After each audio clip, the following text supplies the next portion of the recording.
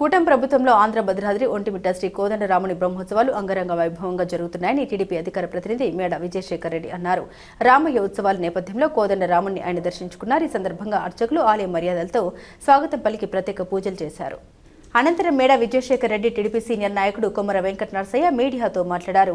TTD chairman BR Naidu ఆధ్వర్యంలో రామాలయం అన్ని రకాల అభివృద్ధి చెందుతుంది అని ఆయన చైర్మన్ గా ఉండగా రామాలయ పరిధిలో భక్తులకు నిత్య అన్నదానం ఏర్పాటు చేయడం హర్షణీయమని వారు అన్నారు. ఈ కార్యక్రమంలో టీడీపీ సీనియర్ నాయకులు మామిల ఈశ్వరయ్య, ఆర్ఎంపీ డాక్టర్ శివకుమార్, సుంకేసుల చౌడయ్య, దిలీప్ కుమార్ తో పాటు పలువురు నాయకులు పాల్గొన్నారు.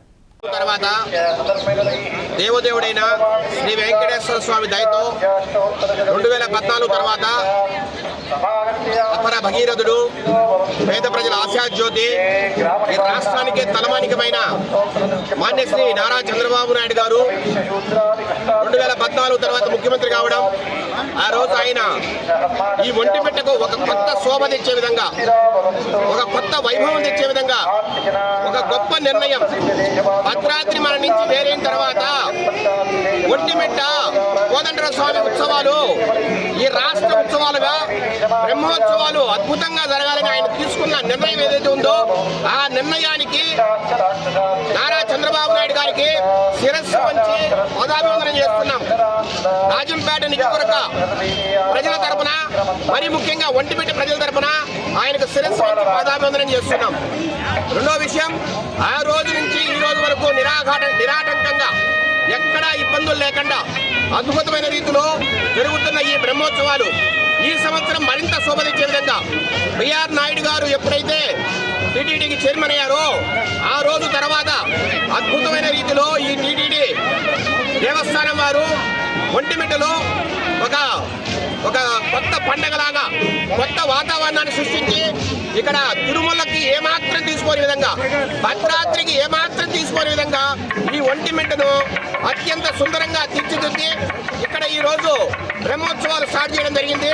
వారికి మా రాజంపేట నియోజకవర్గ ప్రజల తరఫున కూడా మేము కృతజ్ఞతలు తెలియజేస్తున్నాం. ఈ బ్రహ్మోత్సవాలు మరింత ఘనంగా జరగాల. పోయిన సంవత్సరం కన్నా ఈ సంవత్సరం ఇంకా ఎక్కువ మంది భక్తులు వచ్చే ఆస్కారం ఉంది.